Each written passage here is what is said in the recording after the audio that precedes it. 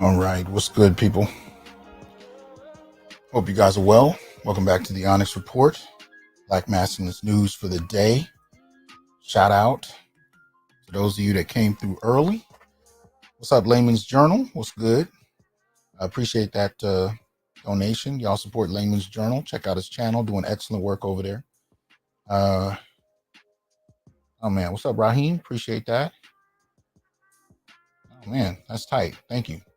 Yeah, I appreciate all the conversations you bring to help us think and grow. Much appreciated, man. Shout out to Aaron. Clarence, what's good? BM1, that's right.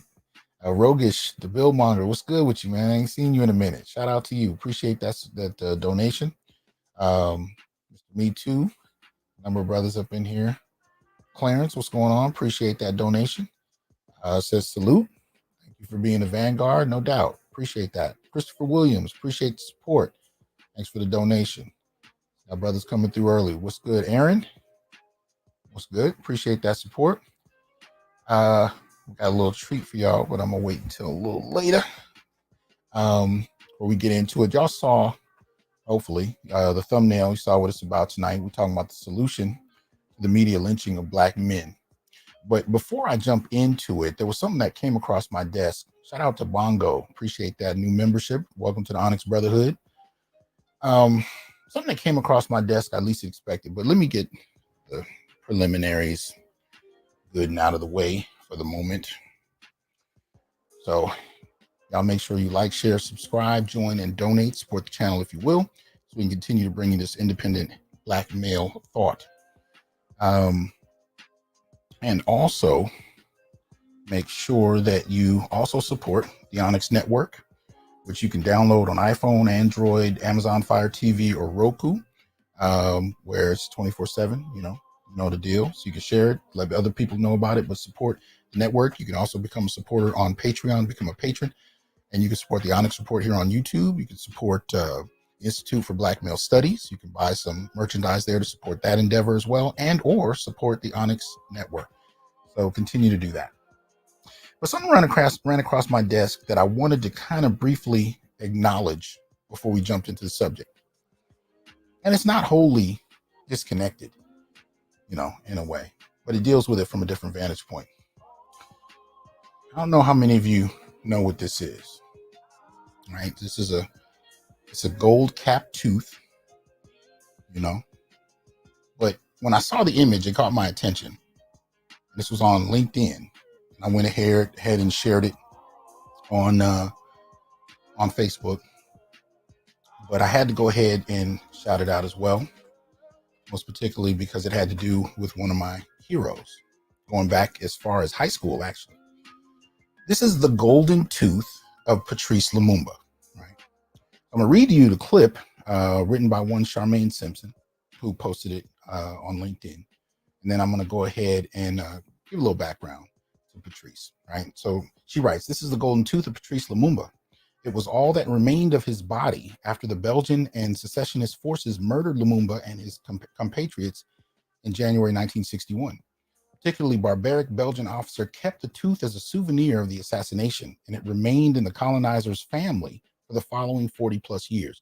This is not unlike what happened with Nat Turner, because it wasn't until the film about Nat Turner, right, that was done by Nate Parker a few years ago. It wasn't until after that film that there was, I believe it was a white family that had the skull of Nat Turner in their attic, and they returned his skull to the family. But it took that film for that to happen. So sometimes these kinds of things are still happening to this day, right? But anyway, it continues. "For decades, the narrative of the West was that Lumumba had been killed by his own people, a bold lie. We were told that he'd been buried in an unmarked grave. We weren't told that Belgium and the US conspired to oust Lumumba from power, then conspired further to kidnap and assassinate Lumumba. We weren't told that after he was murdered by a Belgian death squad, that his remains were then dissolved in acid in an attempt to cover up the crime and erase him from history. Last year, June 22nd, 2022, the Belgian state returned the golden tooth of Patrice Emery Lumumba to his family and his people. No criminal investigation, no questions asked. Justice has not yet been served." That was moving for me, right? So if you're not familiar, I'll put a generic link. There are probably much better sources, but I was in a hurry. And like I said, I just saw this before I went on. So There are no doubt some texts that would be far better to use to go more in depth about Lumumba, but I wanted to at least give you a starting point if you've not read about him before. Right? He was one of the prime figures in the Congo, in the Congolese. He was a Congolese politician, independence leader, prime minister of the Democratic Republic of the Congo, and he was instrumental, right, in establishing independence for the Congo, up from under the Belgians. Right? He was assassinated in that regard, which then led to the rise of Mobutu. So you can check that out. But I think in a way, it kind of caught me because I'm talking about the media lynching of Black men, right? The media lynching. But I wanted to give some context to some of the real life examples of lynching that we've experienced historically. There's a reality to that. I wanted to at least acknowledge that because that is the foundation of this. When we talk about the media lynching, we are talking about people's livelihoods. We are talking about people's reputations. And for every individual Black male whose media image contributes to the overall perspective on Black men in general, it does require some acknowledgement. But I did want to put it in context when it's compared to the history of real life lynchings. And we know here in America, Black men experienced that to an unprecedented degree, many of which were never formally documented. But of the ones we do have, Black men experienced this overwhelmingly. And much of the time, it was due to accusations of sexual impropriety, rape, so on and so forth. No evidence, no jury trial. Right? Just the accusation just the accusation alone was enough, right, to end Black men's lives. So, different context. But here's another.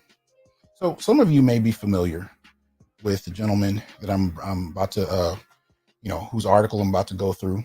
I'm not particularly a fan, and that's not because I have a problem with him. I don't know much about it. I don't particularly watch his show.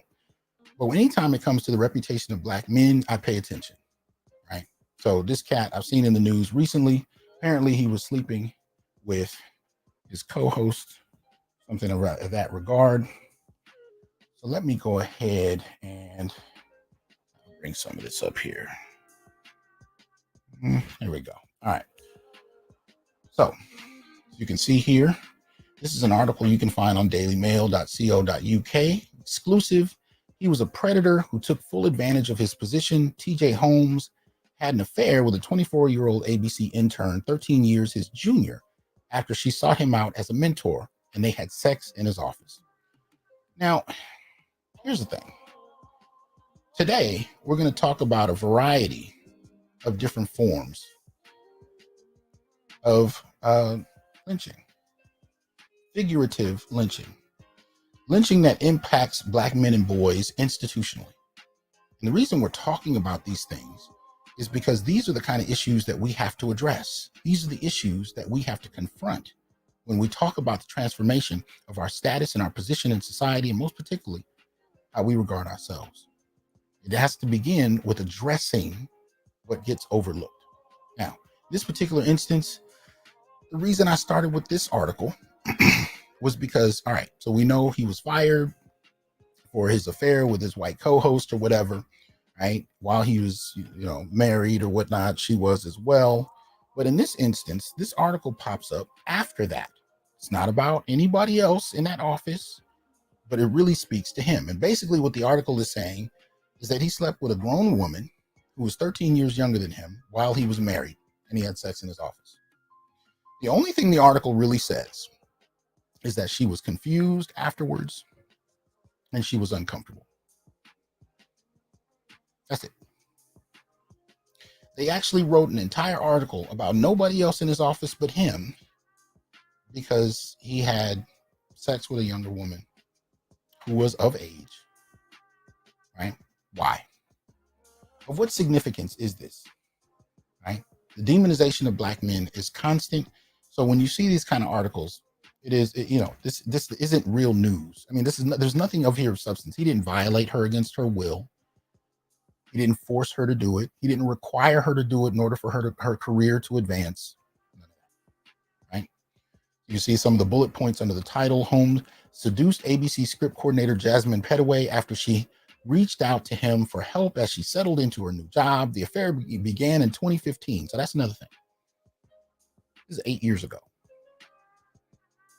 right? 8 years ago and legal.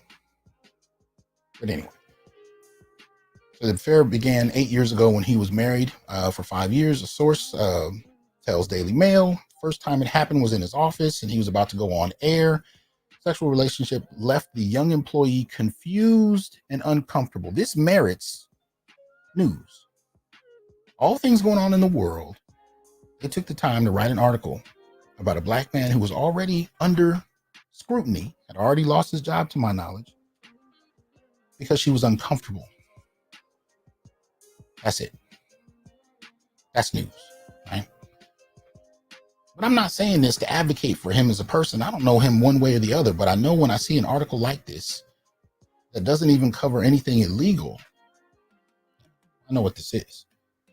So I wanted to talk about a variety of things. So, now my approach to this when I first saw the article is I found it, and not only, I said at its worst, it's manipulative and exploitive as far as the black male image. At its best, it's infantilizing as far as women.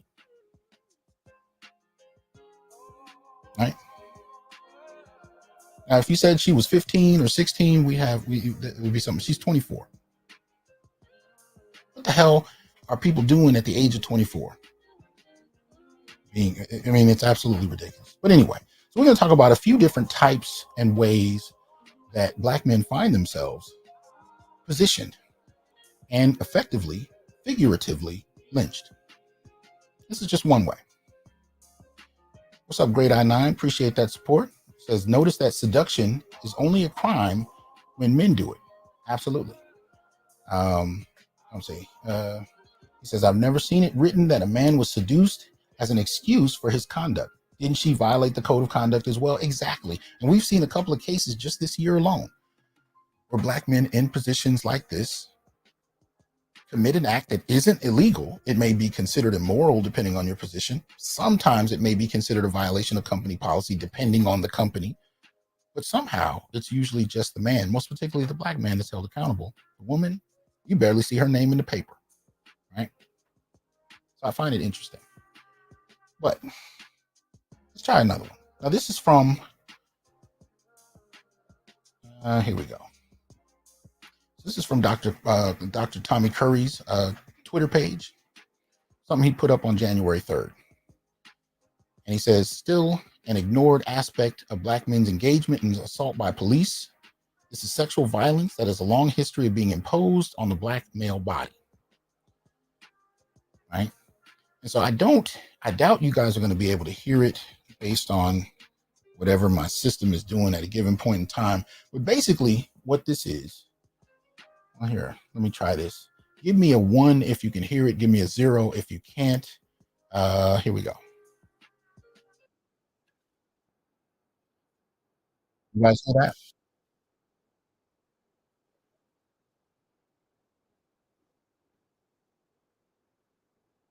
Give me a 1 or a 0. Zero. Okay. So basically what's happening is these men have been pulled over by the police and they're being investigated. These are black men pulled out of their car. And the woman that's recording this is narrating. And she's basically talking to the police while they're doing it. And I found other videos to this effect where they're literally poking fingers into the anus of black men, violating them publicly on the street. Right. And she's saying to the cops, I didn't know you could do this. I didn't know you could actually, pull a man's pants down, put your fingers into his genitalia, into his anal region, all of this in public. Right. That's what she's saying. And I found it interesting. And I've seen a couple of videos of this very recently. Nobody has said anything. Right. So the full on harassment, and this isn't new, but it's happening again. And now it's actually happening on camera. And I'm not sure. I don't think anybody's even calling it out. Right.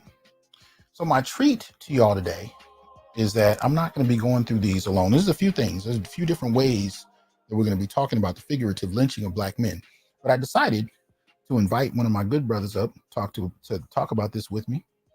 So if you are not familiar, you're late to the game. Let me bring in the Green Gorilla himself. What's good, man? What's happening with you, man? Hey, man. Just trying to address some of this. How you doing? I'm doing all right, bro. How you? I'm good, man. I'm good. People, if you don't know, Green Gorilla is back. He took his short little vacation. Came back in. Hitting hard. The videos have been coming out pretty regularly. So you need to get back up with the Green Gorilla channel. If you've been missing it, get over there as soon as possible. Yes, I. So we talking today about the figurative lynching of black men. I just showed them, the clip off of Tommy Curry's Twitter of black men being harassed on the street, the genitalia being felt up, fingers all in the anal regions in public, broad daylight. Any thoughts about this from your end? Victimization. I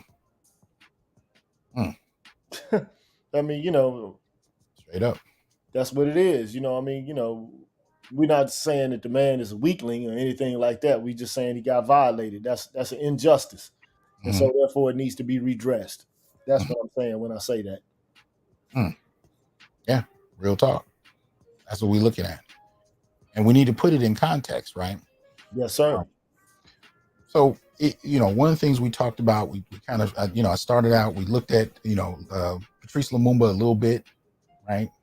And I try and just transition to the article on TJ Holmes, which I think was a hit piece that had really nothing of substance. What are some people, they call it a nothing burger? There's nothing of substance in it, but they made it an article. They made it something to pay attention to, right? So we go to this Tommy Curry piece where we look at, kind of, violation of black men's bodies, right? Openly and willingly. And now we're going to talk about a different type of lynching. And I call it a lynching by absence, right? I don't know if you saw this piece, but here's an article. See if I can, I guess my image is over the title. I apologize. It's entitled, I'll do this. There we go. I don't know if that's a little easier to see, but here's why the U.S. unemployment rate rose for black women. This is a piece you can find on 2190.com. Right. And I'm not going to go through the whole thing. I'll just read like the first paragraph where you can see, it says, according to data from the Bureau of Labor Statistics, the rate of unemployed black women increased last year. This may seem like another report about the lack of opportunities available to black women. There's a caveat. Although reports concluded that the unemployment rates had decreased across the board, rates for black women increased. For most U.S. workers, the unemployment rate fell from 3.7 to 3.5%. The rate for black women, on the other hand, increased from 5.2 to 5.5. Now, I bring this article up because if you get a chance to read through it, and all of these will be linked in the description section soon at the end of the show, as I usually do, right? You go through this, they talk about every group under the sun at some point in the article, right? Whites, Latinos, who do you think they avoid altogether? Black men. Black men. Now I know you've seen that before, and I'd actually like to get your opinion about that, because as you read through these kinds of articles, they tap dance through this thing better than Bojangles, man. There was no mention of black men whatsoever. This is why I call it a lynching by absence, because when you actually start to identify issues that impact the black community, I've talked about this before, we see this kind of flat blackness take place when it's convenient, where we talk about blackness when we're talking about men and women. But then when we get gender specific, we mainly just talk about women. We may talk about LGBTs, but black men, you don't hear much from. Have you seen that? I haven't seen it, but I can believe it. It's common practice now. I mean, it's like the only people that are important, or the issues that are only important in the black community, apply to black women. Mm-hmm. Yeah. And if you center or even include black men, then that's taken away from the visibility and the representation of black women. Mm-hmm. That's just how it goes. Yeah, exactly. Shout out to Black Uru Strikes. Good to see you, brother. Disappeared for a while. I'm glad you back in the mix. So I mean, they're doing an excellent job of centering themselves. I can say that. And they're not alone. I'm finding that institutions do the same thing, where they'll do that. Shout out to Aaron Peters. Appreciate that support. And this is an example of it, right? And I've seen a number of these articles that range the gamut from unemployment to housing issues. Like one of the things we've heard, especially in the last year, right, is that Black women are the most evicted group. But nobody wants to talk about how many Black men couldn't get housing in the first place. And that was pre-pandemic. So you have these interesting moments where it's not even a juxtaposition of Black men and versus Black women. It's an absence of Black men from the discussion altogether. Right? That's intersectionality at its finest, man. At its finest. So, if you That go, was the implied, or the implicit objective of the theory. yep, I mean, basically, they said there was a flat blackness that overlooked them and didn't, conjoin their issues being Black and woman together, and so mm, yeah, ad nauseum. yeah, And not to say that they don't have the right to, include themselves in conversations, but I mean to just bypass and gloss over Black men altogether, knowing that we're hemorrhaging. That's hmm just it's a new ball game. It's a new day, a new yeah, age, a new day of politics for Black folks. yeah, absolutely, right. I found this. Yeah, if you go look for this piece at CNBC.com, unemployment rate for Black men fell in October, but so the labor force participation. You have to, you really have to, kind of go out and find it. November 4th, 2022. I was trying to find something a little more later, but this is what popped up. And you see it say the unemployment rate for Black men fell to 5.3% in October from 5.8% a month earlier. This is a little earlier last year. Shout out to Chemistry Ibmore. Appreciate that support. But you can kind of see the unemployment rate, even by mid last year, was worse. But Black men are not, kind of addressed in these other circles. So oh, but go ahead. That would be, supporting the patriarchy, or endorsing Black male privilege by having a conversation that centers, or it includes us now. I mean, so I mean, but you got to think about that conceptually. If you characterize the inclusion of Black men, who oftentimes are going to be uh, in a worse position or situation, because we know with racism, as Curry basically defines it, is it's Black misandric aggression in its most violent form. So Right. uh, this is what we're dealing with, man. And so I guess you got to speak up for your own self now. No, Absolutely. This is wanted to put this up, right? So you can kind of see the dynamic here. The solid line are men, the broken line are women. Yellow is Black, blue is Latino. I guess that's aqua blue is white. When it comes to unemployment rates, especially going back from 2021 onward, you can kind of see where that falls. Perfect Blackness, welcome to the Onyx Brotherhood. Appreciate that. Right? You can see the breakdown here. Right? So, if you're going to talk about who's most unemployed, then talk about it. But when Black men are found absent from the discussion, I find it to be a little suspect. So we just looking at different types of absence. We're looking at different types of what I consider figurative lynching. We gotta talk about that.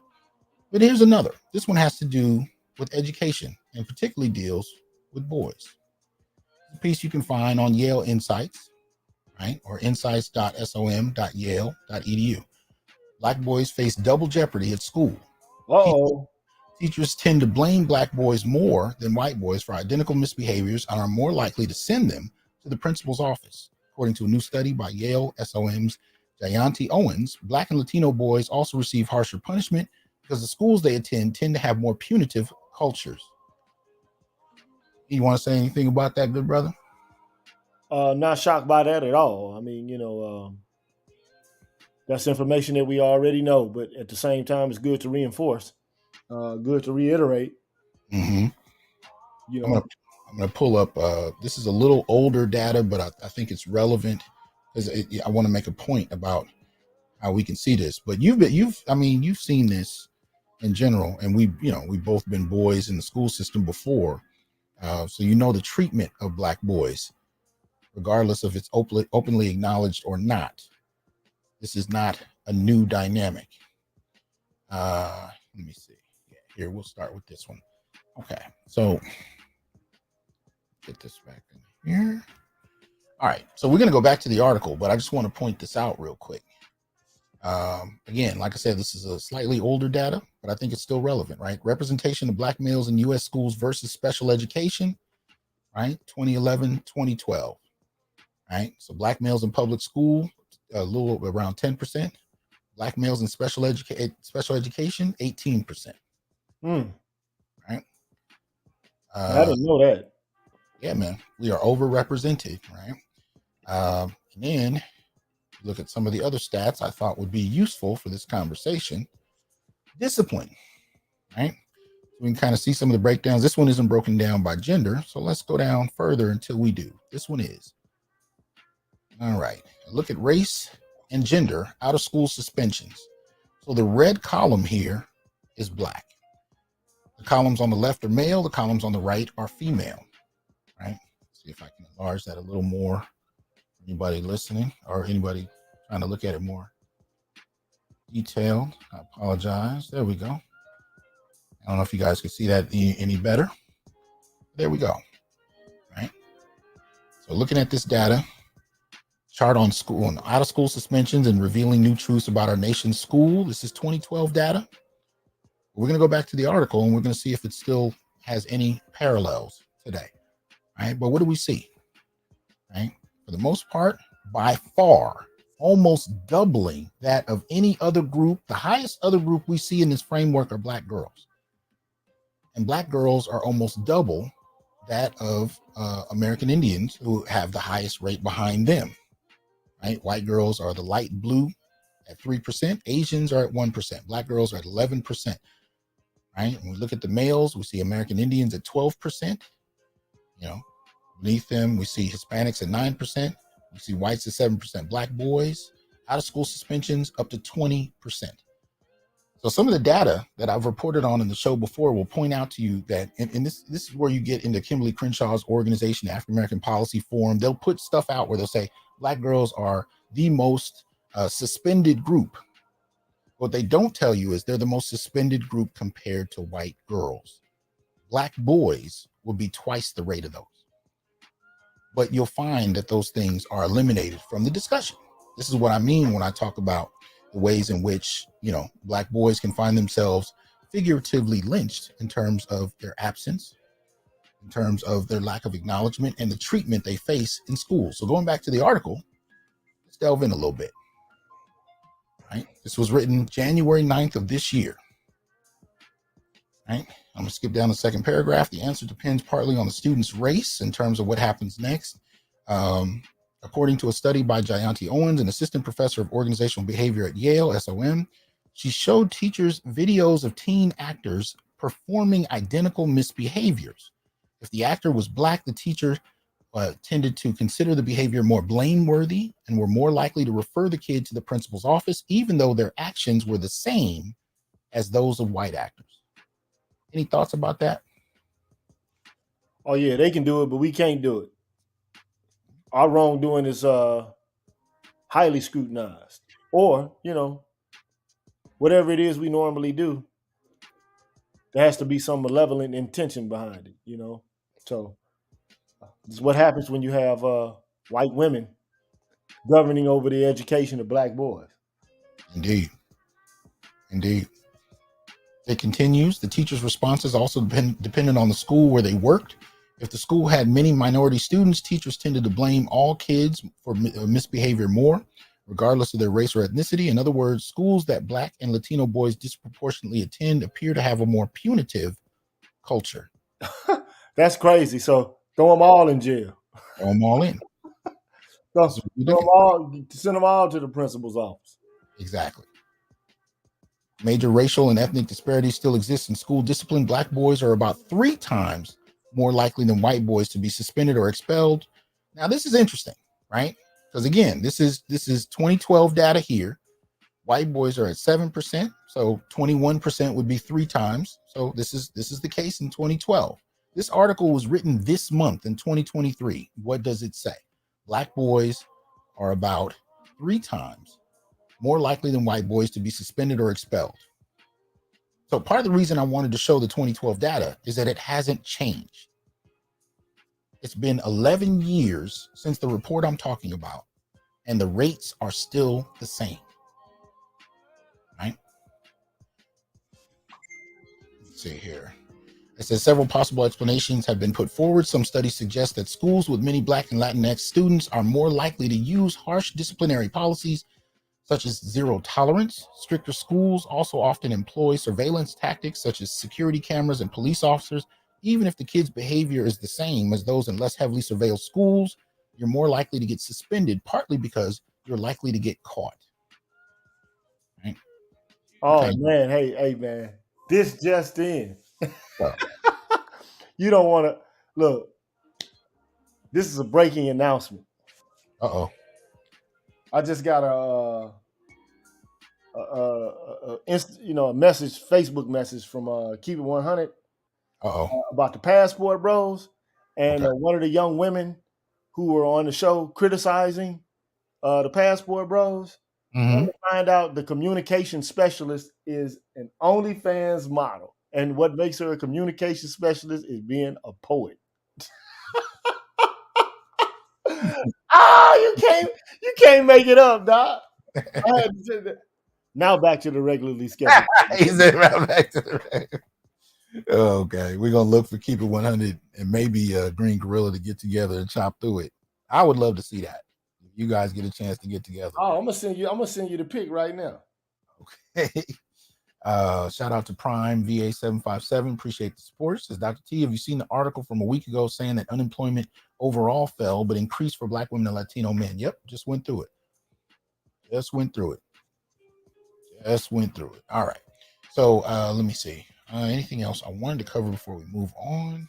There was, but I'm okay. Says overall, teachers were 6.6 percentage points more likely to say they would send a Black boy to the office than a white boy. Owens found about 1/4 of that disparity was driven by higher levels of blame. On average, the teachers seemed to believe that the Black kids truly were behaving more negatively than the white kids, even though they're not. She says they're all behaving the same way. Now, this is some shit that I've seen directly. My son was in elementary school. They used to call me all the time complaining about his behavior. Now, because I only got to teach twice a week and I'm mainly working at home writing, I would go in and actually spend time in his classes. And one of the things I noticed was that all the kids were acting the same. But there was a difference in who actually got called out and who didn't. Right. And I checked her on that very thing. And it looked like they were about to call security anytime I spoke. But the data says the same exact thing I said back then. And this might have been 2010. Our data says the same thing it did then. It's not so much about the kids' behavior, because kids are kids. I mean, I'm running around watching kids put snot on each other in the middle of class. It just is what it is. They're 5, they're 6, they're 7 years old. You're going to send Black kids to the principal's office, but white kids are running around throwing snot at each other. And the teacher would just look at them and say, oh, stop misbehaving and sit down, that kind of thing. But they actually are documenting this type of treatment, right? Shout out to Great I9 for the support. It says, even in the good schools, Black boys are castigated more, also likely to get caught. Implies Black male students are actually doing excessive wrong. Absolutely. This is what we're dealing with. So again, we're talking about lynching, the figurative lynching of Black males. We see this happening even with boys. We see it happen when we're made absent in certain discussions. We see it happening, in terms of the kind of experience of being. When we talk about, I don't know if that would be ontologically. We got a philosopher in the house to break that down. When brothers are on the street, literally being violated in terms of the police. We see it in terms of education, in terms of the youth. And here's another. This is from the Journal of Clinical Oncology. Racial and ethnic disparities in opioid access and urine drug screening among older patients with poor prognosis cancer near the end of life. That's a mouthful, right? Oh, man. That's a mouthful. But basically put 30 days before death in hospice enrollment, Black and Hispanic versus white cancer patients are less likely to receive any opioids or receive lower quantities. Black patients more likely to be drug tested. These discrepancies disproportionately affected Black men. So in this particular study that we see on the Journal of Clinical Oncology, this is, let me see, I was trying to find the date.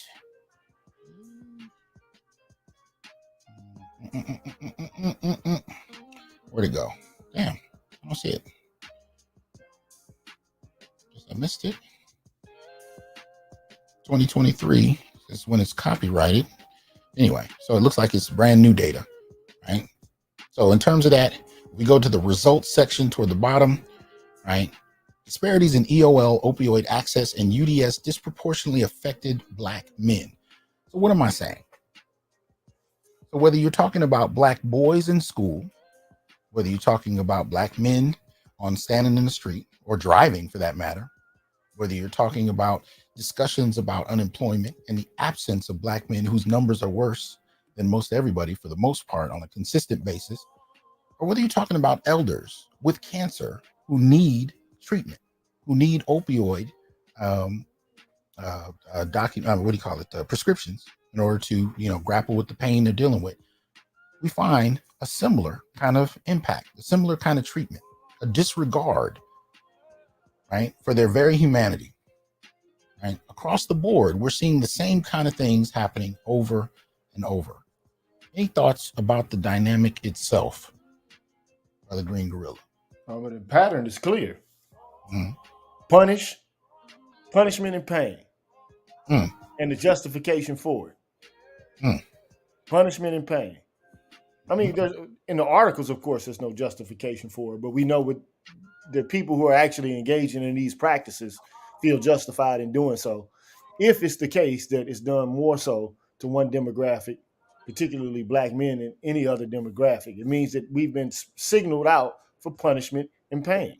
I mean, imagine being a cancer patient and being drug tested when you're actually supposed to be prescribed the very thing that they're testing for. Yeah. That's crazy. And, I have intimacy with cancer treatment because my mother died of cancer. She had bladder cancer.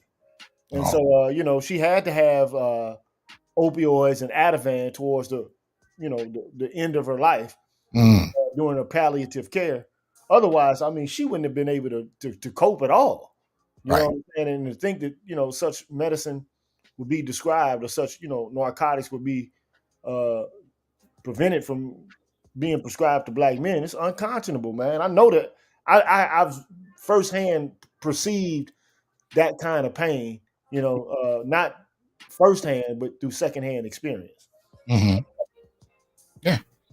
I have family members to this day that they get opioids for their conditions, but they get so little, right, that they actually have tried to, have had to compensate with medicinal marijuana. But the hospitals will routinely check their urine, and if that medicinal marijuana is found, they will, withdraw their opioid prescriptions. And when you're talking about people in severe pain, this is a reality, right? But they so severely, check what kinds of prescriptions they get. It's the same. It's kind of what you're talking about. But cancer is a whole nother level of pain. So I'm sorry to hear that about your mother. Yeah, man. I mean, if you got, well, it all depends on what kind of cancer you got, what stage it's in, and whether or not it's being treated or treated effectively. However, I mean, if you're in the terminal stages of life, what are you drug testing for? I mean, right. I can see if you got stage 1 cancer, the prognosis is great. Treatment seems to be going successfully. But I don't know, man. The hypersensitivity around these issues is just it's troubling. Yeah. I mean, it's hard enough just getting allergy medications at this point because of the whole fear of what meth production. But when you're talking about people on the brink of death, grappling with cancer, and they can't even get treatment, and you find the disparities most particularly negatively impacting Black males. What Dr. Curry was talking about in terms of misandric aggression is real, and we're talking about this institutionally. We're not talking about this just to have some kind of masturbatory conversation on Black men having it bad. We're talking about this because if we're going to talk about a solution, if we're going to strategize, whether it be politically or otherwise, for actually addressing what's going on, we first have to know what's going on. Oh no, but stick your chest out. Be strong. He said, Be strong, man. that's all we need to do. That's all we need to do is just be strong, bro. Be strong, man. You got this, man. You're an alpha male, man. Be strong. The thing about it, man, if you're dealing with the academy, one of the ways you actually get access to being able to change the dynamic is to publish. And that work, and it takes time, but in many situations, you actually find that the work that's published begins to shape policy. It is not an overnight process. And it doesn't jibe well with YouTube. YouTube is an entertainment-based platform, right? I am an academic, and I am using what I have at my disposal to try and change and impact the quality of life for Black men and boys, to bring it up from where it is. Now, my contribution to that is to create concepts, vocabulary, terminology that'll get us to reevaluate how we see the world, to share data that bears on our existence, so we have a realistic kind of scope about what things are, and we don't stand in fiction about the realities of Black male life. But when you publish from that vantage point, the goal is to eventually affect policy through documenting what's happening. I never said that's an entertaining idea for people. It is what it is. I'm not really looking to entertain, not my skill set. But I am trying to share this information and get feedback from you all, so when we publish this and push to create policy, we have a framework that we can operate from. Right? This is the basis of why we have the Black male political agenda. It is an archive of proposals by Black men for Black men and boys, policy ideas about improving the quality of life for Black men and boys. And when I publish it and go further with it, we generate the conversation, and we begin to transform the environment through a shift in how we see the world. This is a process. But any thoughts about that? No, I just thought you were supposed to stick your chest out, jostle your genitals for a little while, and man up. I thought that was the solution, man. Have the right attitude. You can do it. That's all it takes, really. No, I do want to talk about, some solutions to this type of lynching dynamic, right? And the thing about it is, we think of solutions as some dramatic thing that needs to come down from the sky or something. Look, if you are in this space and you are participating in these conversations, you're already a part of it. You're already a part of it, because in a particular way, just the attempt to reframe our image is part of that. Like, I remember Kevin Samuel used to say that all the time when he pointed out the problem with the Black male image and how it's perceived and how people contribute to the denigration of the Black male image. Just having the conversation is a beginning step. Just having a focus on changing how the Black male image is received and perceived is part of the solution. The development of new terms and concepts to that end is part of that dynamic. First, calling attention to how those things occur, how those things are presented, and why it's a problem. We got Black boys, right, who are being put out of school at 3 times the rate of white boys. And this is happening nationally. This is not just a product of individual Black boys being a problem. This is a product of perception.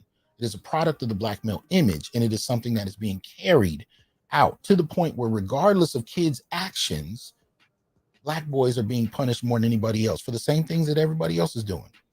And that's across the board. When you factor in gender, we know that women and girls get sentenced, women in particular get sentenced 65% less for the same crimes as men. So whether we're talking about Black men and boys in relation to other groups of men and boys, or whether we're talking about Black men and boys in relation to Black women and girls, we see the disparities happen on both axes, right? From the womb to the tomb. So it seems to be happening across the board. And these are the kind of things that we're calling out, because prior to this era of discussion, what I used to hear growing up, and I don't know about you, Gigi, but what I used to hear was that, these issues were just about being Black. That was it. It was just Black against the world. And that's what I thought it was. Even going through college, very, very little of the time did anybody actually show me how much worse off boys and men in the Black community had it. I just assumed it was Black. But mind you, I'm going to schools where by the time you get to the Black graduation, 80% of the people graduating were women. The irony the irony of the concept of double jeopardy according to intersectionality. The irony is that the data disproves their theory. Mm-hmm. That's, you would think intuitively based upon the categories that because somebody's a male and they're black, that they have it better off than a woman who's black because Right. women have it less well, they're less well off or have it less better than men. But when you look at the data, but that's why, they only single on their own data because then it would, imply that there's something awry with the entire theorization model itself. So that's Right. why that's another reason why they just omit or excise black men from the equation. Absolutely. Absolutely. Because you don't have to put that data side by side in that instance. As long as it's not side by side, you can keep the assumption. Because I remember the first time I heard of intersectionality and they explained it in terms of how bad black women got it. I was just like, well, intuitively, that sounds about right. Okay. Sexism. And yeah, okay, good. That makes sense. I think I got it. Nobody ever put up any charts. Nobody put up any, there was no discussion of data. It was purely an assumption. Right? It wasn't until after I left graduate school where I actually found that there is a disparity. And contrary to popular opinion, showing the numbers between black men and women, it isn't about denigrating women. It's about illustrating how many problems we have that are specifically tied to men and boys and how much worse those men and boys are, or how much worse off they are. And if they are worse off, then is it really just a question of race? It has nothing to do with denigrating women and girls. It has to do with showing how many problems and issues that we have in the community are not just black issues. They're often black male issues. And there are some issues that are black female issues. If you want to talk about breast cancer in the black community, guess what? Only about somewhere between 2 and 4% of those cases are men. That is an overwhelmingly black female issue.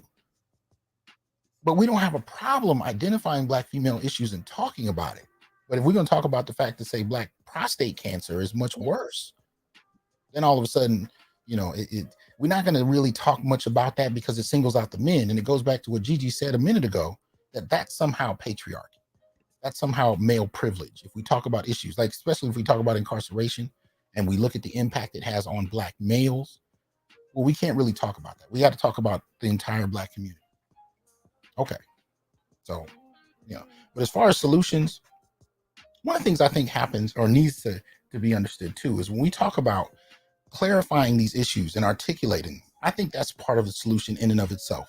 And it's not about, I think one of the things I hear most is, well, you guys just want to explain things to women. It doesn't have anything to do with explaining things to women or trying to get women on board or trying to get women to be more supportive. I'm more interested in black men being able to articulate their own experience. That's what I'm interested in. Yeah, being able to identify what's actually happening. It's called consciousness raising. It's a very vital and important point of any kind of public movement or a development of a public movement. First of all, you have to know what's going on. Then you can begin to, develop some sort of plan or strategy and organize around eliminating those problems. But first, you have to set the problems out. And then you have to make other people aware that there actually is a problem so that you're not going in by yourself. Yeah. I mean, you have support because people are also aware of it and they're indignant about what is happening to their demographic or their population. It makes sense to me, but of course, people want immediate results. They want to know, what are you doing? How are you not changing everything for us right now? Deliver us from evil at the hour and hour and at the hour of our death. Amen. It's real talk. I want it now. Shout out to Keep It right now.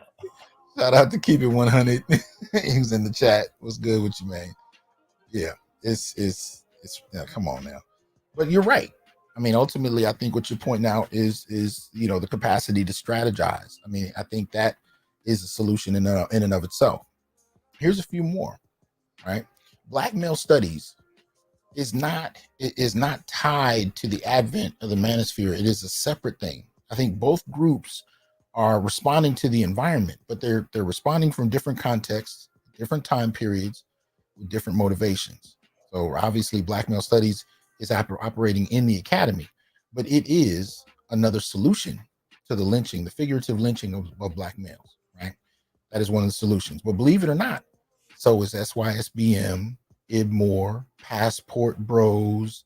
All of these are specifically addressing the Black male experience with different proposals for how to alleviate what Black men experience. These are all solution-based approaches, because most other solutions that I've grown up reading about don't identify Black males in particular. They talk about the community as an abstract, but they don't talk about Black males in particular. And so when we see a misandric aggression, especially when it's systemic misandric aggression and it's targeting Black males, all the solutions that are publicly acceptable, even within the Black community, are kind of this lift every boat narrative, right? They're about Black's improvement, they're Black success. Whether we're voting through Democrats or we're talking about Pan-Africanism, it's always about a collective sense, but nobody wants to talk about Black males directly. So now we're starting to see philosophies and ideas and proposals coming out that specifically address Black male issues, and it's coming out from Black men themselves, regardless of their station. But no, man. You know, until Black women are free, nobody else will be free, because they're the most oppressed group. So if they're free, everyone else will be free by default. Oh my God. Here you go. That's the language, though. I mean, that is the verbatim. Like, if you want me to give you the exact quote, you know, it's a, you know, a quote from Michelle Wallace, you know, inscribed within the Combahee River Collective, and they believe it. Mm-hmm. That's the crazy thing. Like, they honestly believe it. They believe that they're more oppressed than everybody else. Oh yeah. Oh yeah. Unapologetically so. Oh yeah. You know, it's interesting to watch, and they are 100% serious and don't care if there's data to contradict what they're saying. None of that matters. That's Because like they're pushing their agenda. Go ahead. I mean, that's like saying, you know, we're going to preserve the geocentric model of the universe. To hell with the heliocentric model. To hell with, you know, falsification and testing and evaluating Right. and rethinking, Mm-hmm. reconfiguring. No, this is the theory. This is the way it is. This is a political movement predicated upon our philosophical ideology. We running with it. We're gonna stick to it. We got a lot of people who are on board. Right. It is what it is. We're not deviating from the path. Right. We're not gonna pay attention to anything. That's like a little kid with their finger in their ears screaming la la la la la la. I don't want to hear nothing else but what I'm talking about. That's essentially what we're seeing. Nathan. From grown folks. That's what we're seeing. Nathan. We don't want to hear nothing. I don't need no education. Leave them girls alone. Man, you know. So we've gone over. I'm gonna go over one more. So we've talked about reframing our image and having the space to do that, and really making the space subject to the discussions we want to have is part of one of the solution. Creating the terms and concepts that allow us to perceive and articulate our issues specific to our experience, rather than trying to push them and fit them into other people's jargon that doesn't work. Clarifying our thoughts and experiences to one another, rather than catering it to other demographics.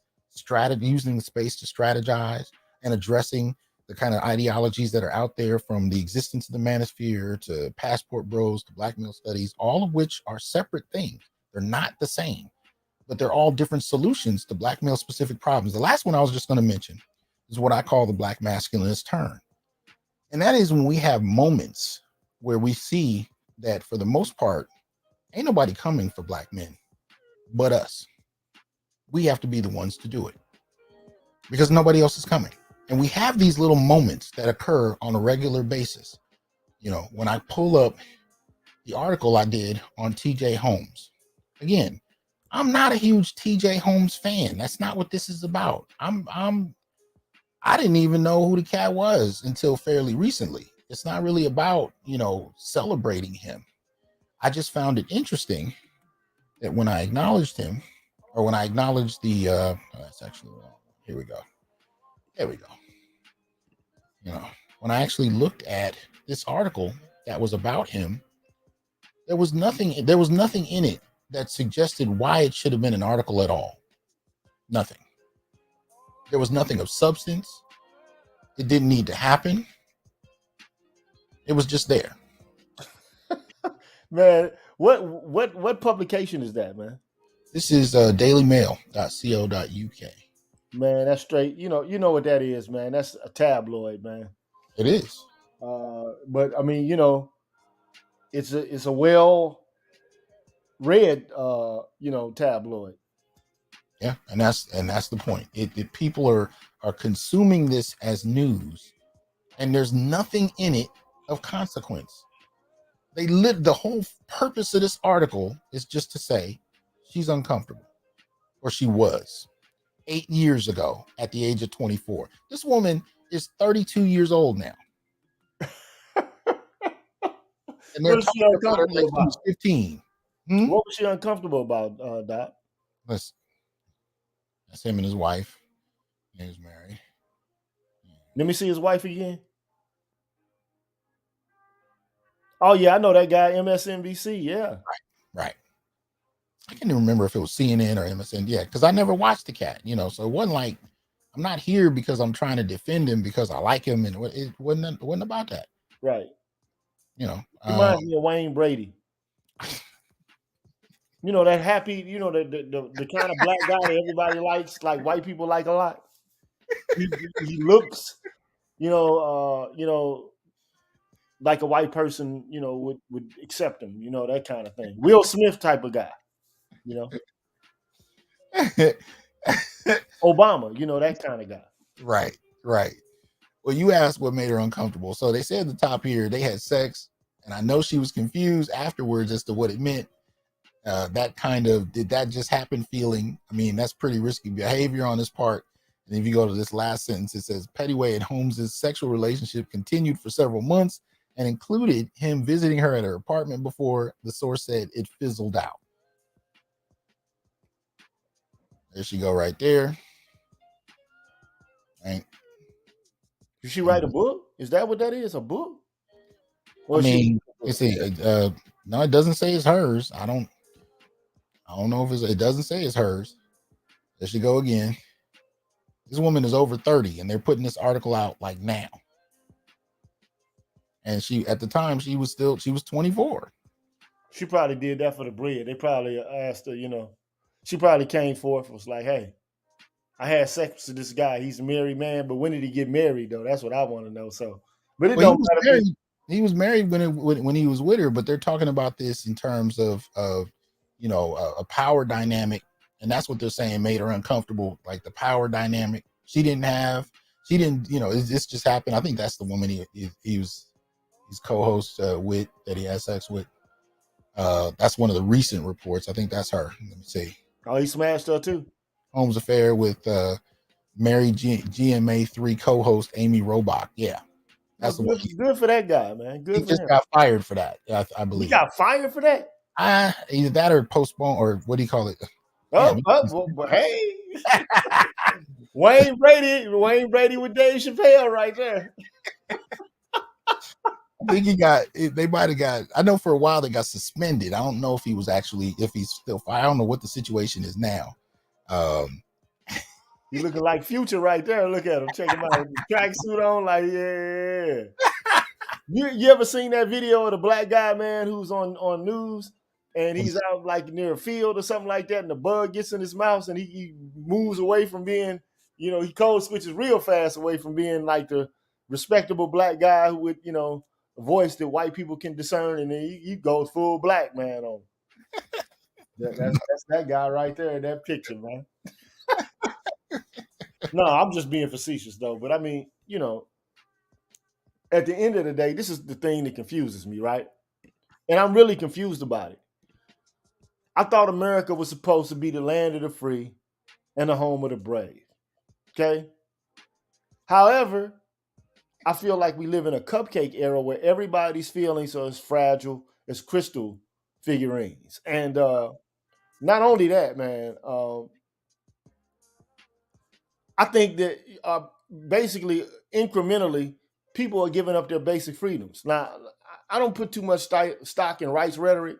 Mm-hmm. If we're going to abide by the principles of rights and liberty, then we ought to be consistent in the way we approach it.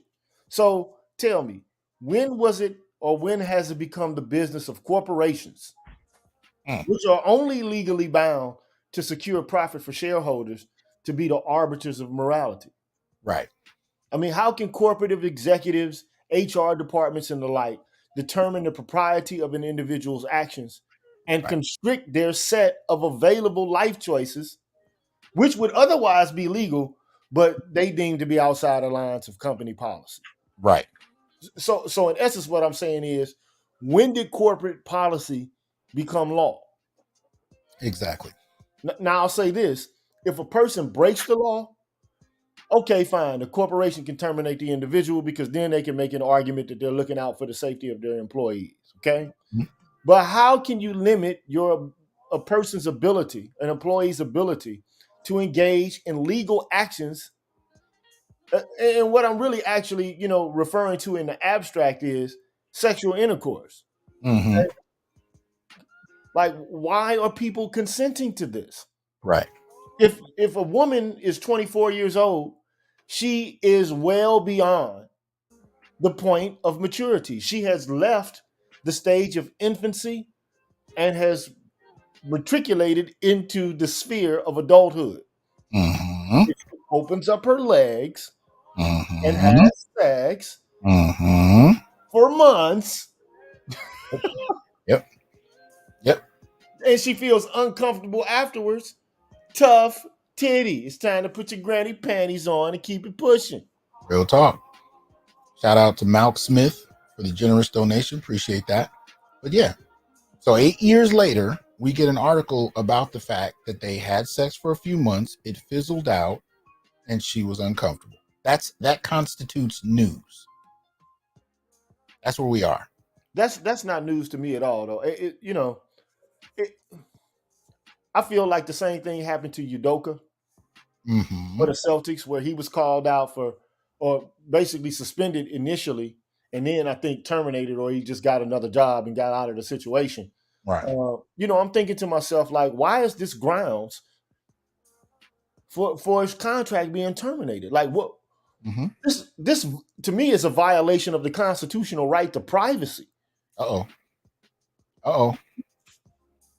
Like, how can you tell me what I can do with my body part with another consenting adult? Right. Right. And then say, well, that's inappropriate. Why? Because And you only, say it is? and only mention him. Her name isn't brought up. We're talking about Udoka's situation. He's the only one mentioned.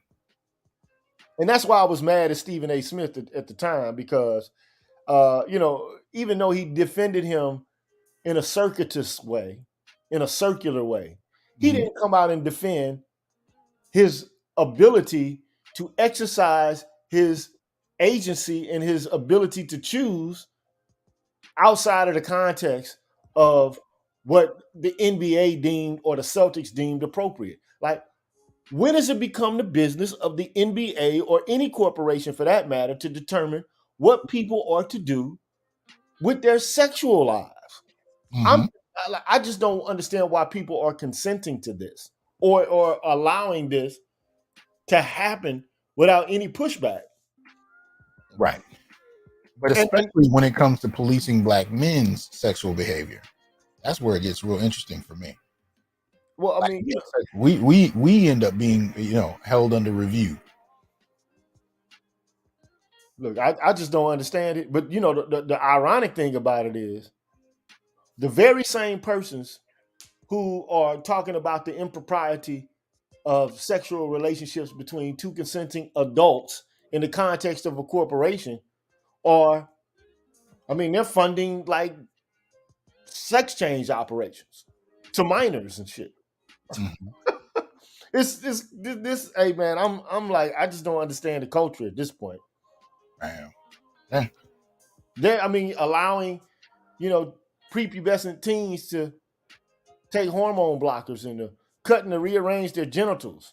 And I think it just speaks to the degeneracy and the groupthink that this country's become mired in. Damn. It's okay for a man to change his pronouns and compete in professional and college women's sports, but it's not okay for grown consenting adults to have sex with each other who work at the same company without the threat of being fired.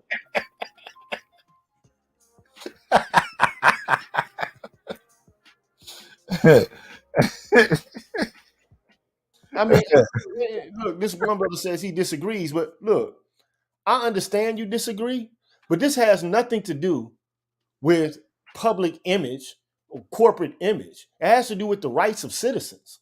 And when did it become fashionable? When did it become morally appropriate to determine what an individual is able to do with his body on the job? This is a relatively new phenomenon. This is like, take for instance, Bill Clinton. That was one of the first presidents that we saw that had to undergo harassment from the public over what he was doing in his personal sexual life. Teddy Roosevelt didn't have to worry about it. John F. Kennedy didn't have to worry about it. A whole host of presidents. Thomas Jefferson didn't have to worry about it. Right. Now, all of a sudden, the new sexual puritanical or puritanism has seeped into, corporate, academic, and public life. It's ridiculous to me. Yeah. And I don't care if, like the guy says, he works in the, I don't care if I work in the media, what I do on my own time that's legal is my business. My business. Yep. If like, say for example, I work in Las Vegas, okay, and marijuana is legal in Las Vegas. What is the corporation to do with what I'm doing that's legal? Nothing. Yep. But it's grounds to have you fired, mainly for him, or suspended, your name in the news, depending on your position, not necessarily for her. And I believe when Udoka tried to take another position after that, he lost that one over the weight of this one. I could be wrong. I think so, but I don't follow a lot of the news like that. This type of news to the nth degree, but I believe that was the case. I think he didn't get the second position he was going for because of this. I hope to be wrong. I'd like to know the brother landed on his feet, but so it's worse than we talking about. You not only can lose your job for it, you can not get another job because you had sex with a coworker.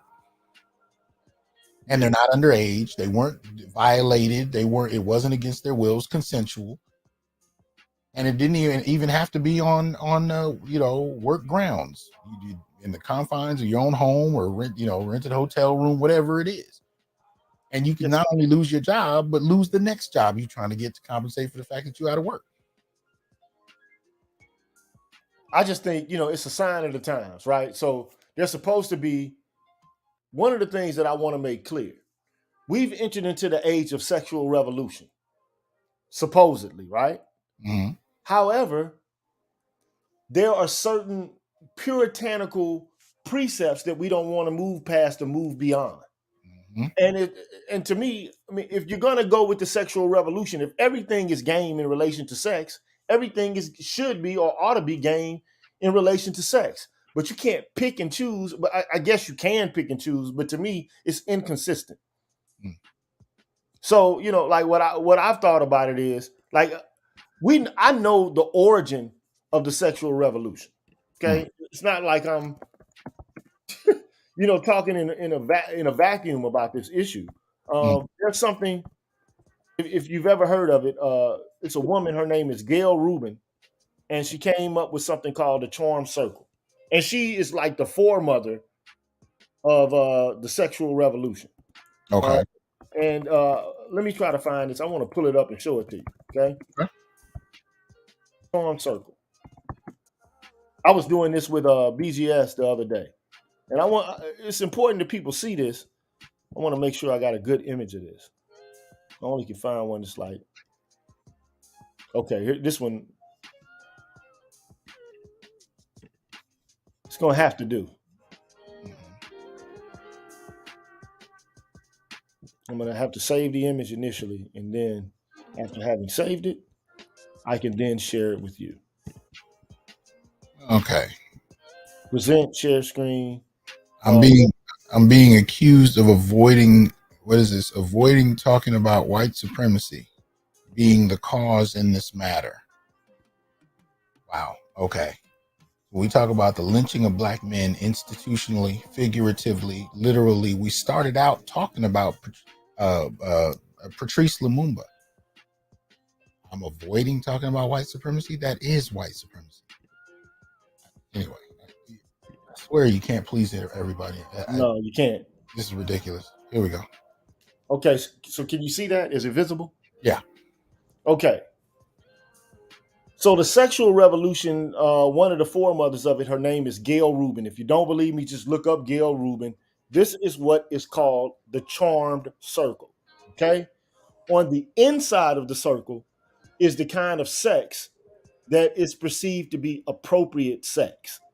On the outside, so they're concentric circles, right? On the outside of the concentric circle, that's the forms of sex that are perceived to be, proscribed, not prescribed. So in the inside, you have prescription. On the outside, you have proscription.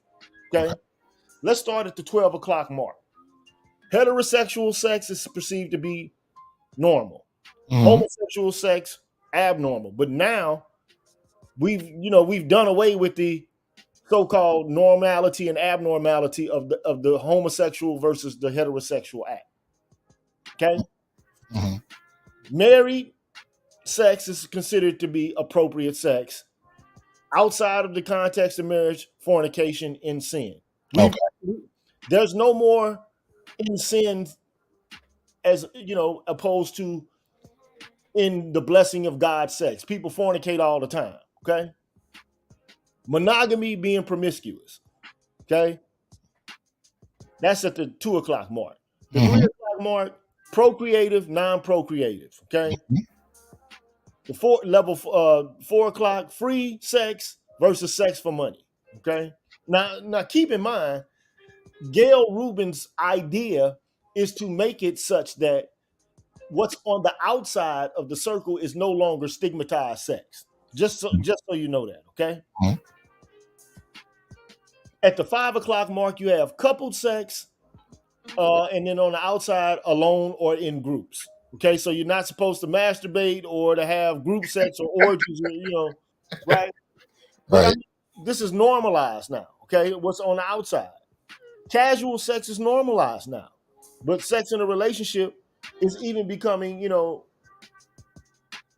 I don't know. I'm not gonna say it's outdated, so to speak. Okay, but here we have at the 7 o'clock mark cross-generational and same generational sex. Okay, here we don't seem to have been able to blur the lines between what's in the inside and the outside, because you still have people who are, having a fit about someone who's 13 years older having sex with somebody who's an adult, right, but still younger. Now, according to Gail Rubin, this should be eliminated. Now, the question is, why is everyone consenting to the removal of the stigmatization on what's on the outside of the circle? But this is the exception, cross-generational sex.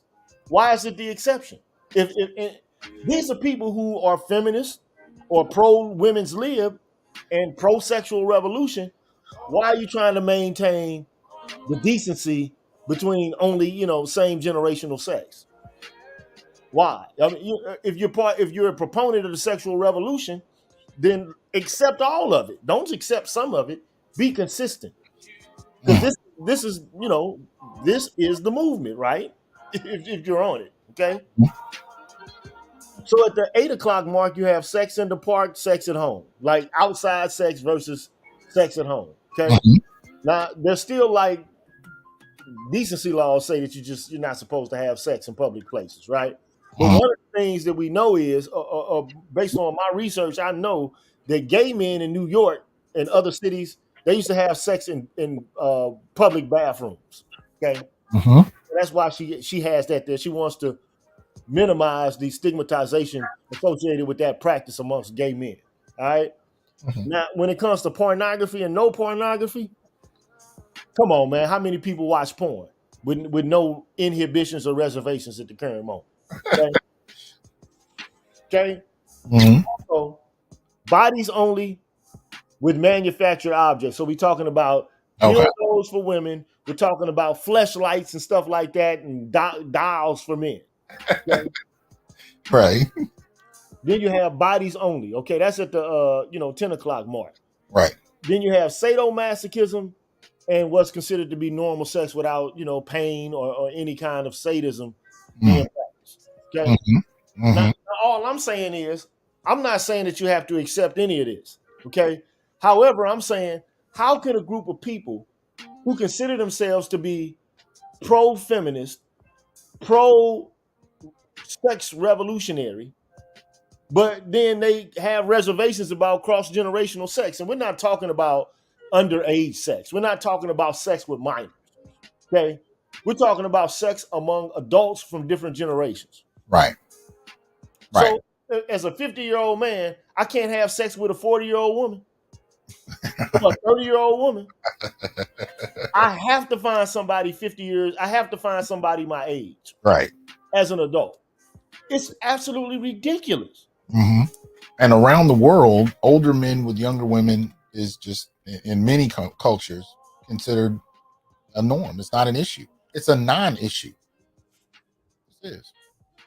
I'm just saying, it is what it is. So somebody says, well, if you date somebody, like the guy says, if you date someone your child's age, I mean, hey. I mean, nobody had a problem with Hugh Hefner having sex with girls who in their 20s. He was considered a playboy, right? Mm-hmm. Yeah. I mean, and in this space specifically, I mean, I'm just saying, as an argument, people in this space talk about women hitting the wall. So if I'm 50-year-old man, I got to get a post-wall woman. I have to. Right. I mean, it's a necessity predicated upon your thoughts about your own child. Like, that shouldn't even. First of all, incest to me is taboo. Even in this circle here, there's no endorsement or condoning of incest. Mm-hmm. What is having sex with somebody who's 30 for a 50-year-old man? How is that incestuous? And not to mention, think about it. Do women have any issue with this? How Stella got her groove back when she went and found her 20-year-old boy from Jamaica? Do you see anybody outraged over that? I didn't see any of it at all. Not at all. Shout out to what he had. I always mess this up. What he had a soul. I be messing it up, man. I'm sorry, brother. He said, "Great talks, doc. I got fired, then rehired by small business because of sex at work. If I would have done it somewhere else, no problem." This should be the case for TJ.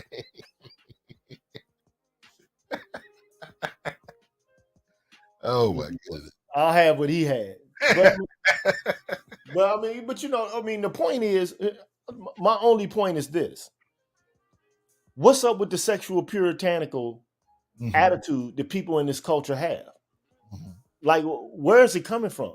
So the same people who will profess, let's do sadomasochistic acts, who promote homosexuality, trans culture, all kind of weird stuff. But all of a sudden, like when it comes to this one issue, oh my God, we can't have, like, no. I just don't get it. I don't understand it. Yeah. That puritanical idea is still very much with us. Just as the Victorian idea about inherent femininity and its goodness over problematic and oppressive masculinity. These ideas stick with us. For some reason, we have a hard time letting them go. But if there's one brother that can break that down, it's the Green Gorilla himself. And you've actually talked about a number of these issues over time. So if y'all haven't checked out, go to the archive. Don't just go to the Green Gorilla channel. Subscribe, become a member, but go check out the archive. This brother's done shows on subjects that are off the chain. You need to check him out if you haven't already. And for those that know, make sure you're subscribed, share with others some of the videos. The brother's been going ham all week. You want to mention to them what you've been doing with some of the shows you just recently did this past week? I can. I didn't think I was going to do that, but I can definitely do that. So recently I did a show on the decline of the family. Mm-hmm. And basically, what I tried to demonstrate was that feminists had as a goal all along the destruction of the family in general in Western culture because they perceive it as the site of oppression. Okay, so I did a show basically detailing that. Another show I did recently was a show on something called transmaxing, where men who are incels are beginning to go trans because they find that life as a male is much more difficult and they have less access to sex. And so they're saying if you can't beat them, join them. And, I just found it odd. And I did a show about it.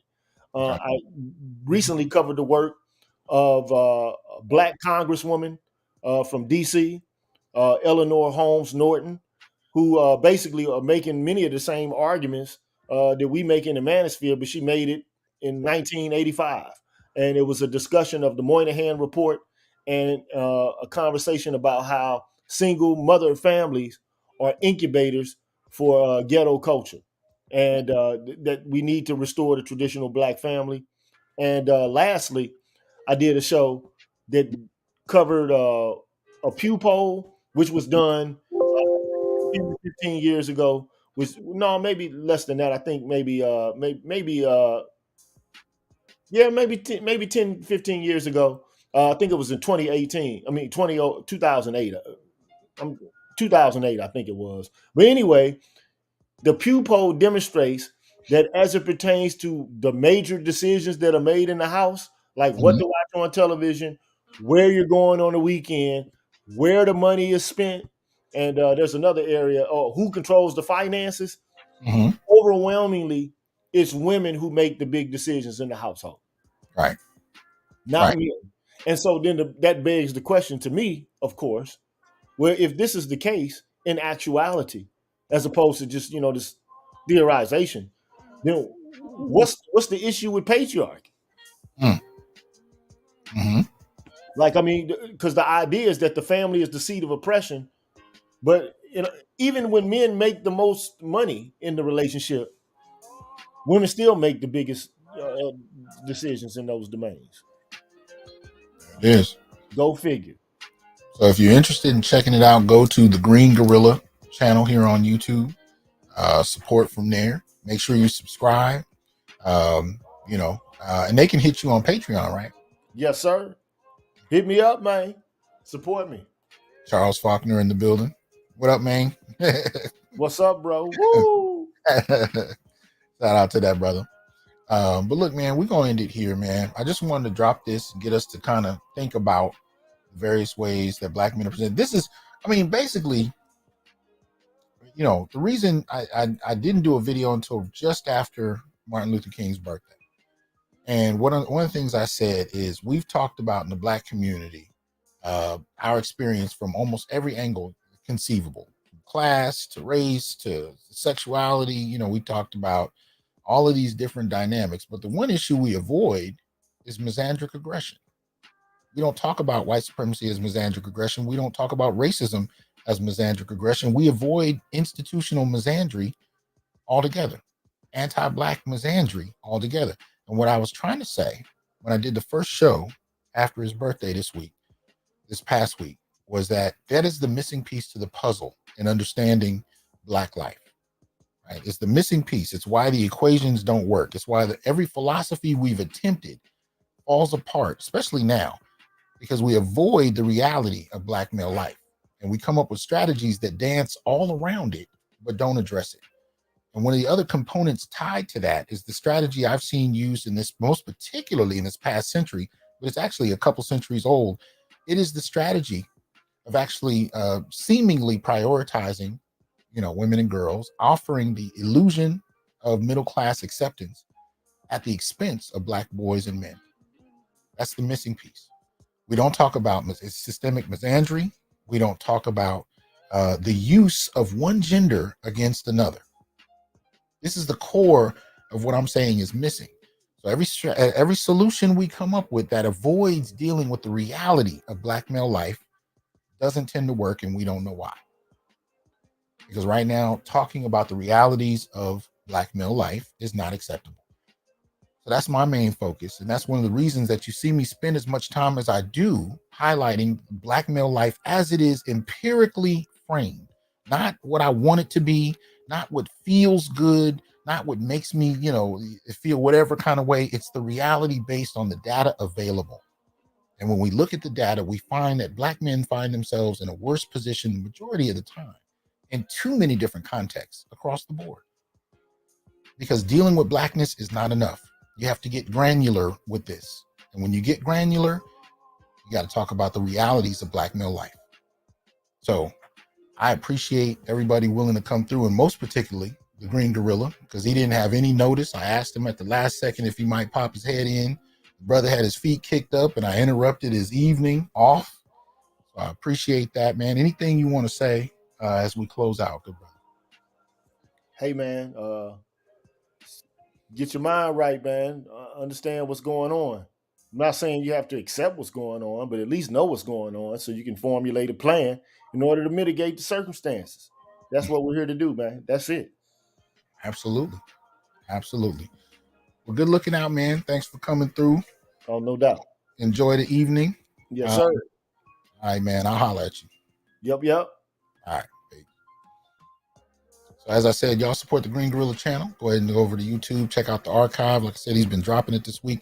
I want to thank y'all for coming through. And as usual, I'm interested in hearing your thoughts about this whole question of figurative lynching, the treatment of the Black male image, the history of it, and how it continues to manifest today. What are the things you've experienced? What are the things you've seen?